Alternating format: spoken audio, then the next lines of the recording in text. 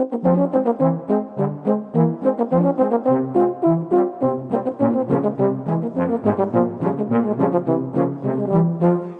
Books and HarperAudio present Florence Gordon, a novel by Brian Morton, performed by Nan Mcnamara.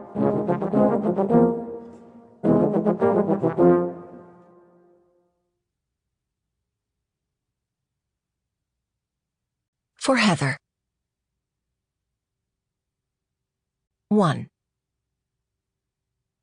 Florence Gordon was trying to write a memoir, but she had 2 strikes against her. She was old, and she was an intellectual. And who on earth, she sometimes wondered, would want to read a book about an old intellectual? Maybe it was 3 strikes, because not only was she an intellectual, she was a feminist, which meant that if she ever managed to finish this book, reviewers would inevitably dismiss it as strident and shrill. If you're an old feminist, anything you say, by definition, is strident and shrill. She closed her laptop. Not much point, she thought. But then, she opened it up again.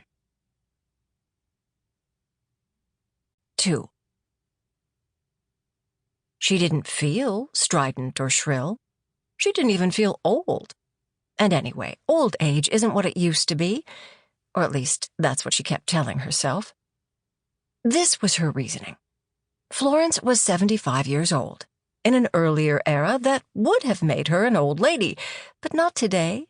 She'd been a young woman during the 1960s, and if you were young in the 60s, bliss was it in that dawn to be alive. There's a sense in which you can never grow old. You were there when the Beatles came to America. You were there when sex was discovered. You were there when the idea of liberation was born. And even if you end up a cranky old lady who's proud of her activist past, but who now just wants to be left alone to read, write, and think, even if you end up like that, there's something in your soul that stays green. She wasn't, this seems important to say, a woman who tried to look younger than she was. She didn't dye her hair. She had no interest in Botox. She didn't whiten her teeth. Her craggy, old-fashioned teeth, rude and honest and unretouched, were good enough for her. She wasn't a woman who wanted to recapture her youth. In part, this was because she found the life she was living now so interesting. So she was a strong, proud, independent-minded woman who accepted being old, but nevertheless felt essentially young. She was also, in the opinion of many who knew her, even in the opinion of many who loved her, a complete pain in the neck. 3. She was writing a memoir that began with the early days of the women's movement, the modern women's movement, her own women's movement, the one that had been born in the 1970s. If she could finish it, it would be her 7th book. Each book had posed its own difficulties. The difficulty with this one was that she was finding it impossible to bring the past to life.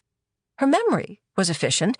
She could recall the dates and the acts and the actors, but she was finding it hard to remember the texture of the past. Tonight, she had finally begun, she thought, to crack the code. She'd remembered a moment that she hadn't thought about in years. It was just a moment, not important in itself, but precisely because she hadn't thought about it in so long, she was able to remember it now with a sense of freshness. And she was hoping she might have finally found the door that would lead her back into the past. She was free for the rest of the night. She'd had dinner plans with friends, but with a secret glee she'd canceled so she could stay home and work. It was 7 o'clock on a Friday in early May. She was through with her academic obligations, and her mind was clear. And this evening, in which she'd finally begun to make some progress, this evening was the happiest one she'd had in a long time. Except that Vanessa kept calling. Her friend Vanessa kept calling, and Florence kept not picking up. After the 5th call, she thought Vanessa might be in some sort of trouble, and on the 6th, she finally answered. "Thank God you're home," Vanessa said. "I've got a problem." "What's wrong?" Sample complete. Ready to continue?